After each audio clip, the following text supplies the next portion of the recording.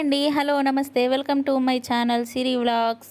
ఇప్పుడు నేను సింపుల్గా చాలా టేస్టీగా ఆలు బజ్జీ ఎలా ప్రిపేర్ చేయాలో చెప్తున్నాను, చూసేయండి. చూస్తున్నారు కదా.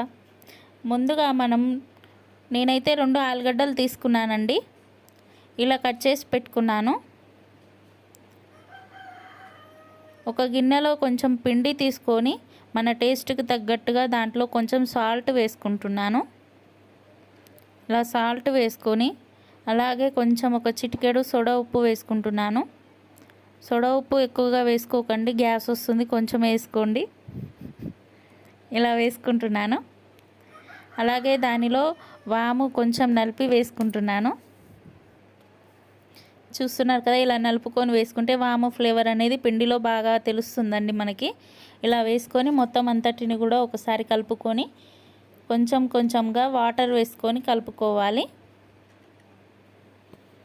ఇలా కొంచెం కొంచెంగా వాటర్ వేసుకొని ఉండలు లేకుండా మంచిగా సాఫ్ట్గా పిండి మొత్తాన్ని కూడా మంచిగా కలుపుకోవాలన్నమాట. ఇదిగో చూస్తున్నారు కదా, ఇలా కలుపుకోవాలి పిండి అంతటిని కూడా. అలాగే ఒక కడాయిలో కొంచెం ఆయిల్ వేసుకొని పెట్టుకున్నాను. ఆయిల్ హీట్ అయ్యాక మనం కట్ చేసి పెట్టుకున్న ఆలుగడ్డని ఇలా పిండిలో ముంచి ఆయిల్లో వేసుకొని ఫ్రై చేసుకోవాలి. మంచిగా కాలనివ్వాలన్నమాట. మీడియం ఫ్లేమ్లో పెట్టుకొని కాల్చుకోండి. హై ఫ్లేమ్లో పెడితే పైనంగా మాడిపోతుంది, లోపల పిండిగా ఉంటుంది. కాబట్టి మీడియంలో పెట్టుకొని మంచిగా కలర్ వచ్చేంత వరకు మనం వీటిని వేయించుకోవాలన్నమాట. ఇదిగో చూస్తున్నారు కదండి, ఆలుగడ్డ బజ్జీ రెడీ.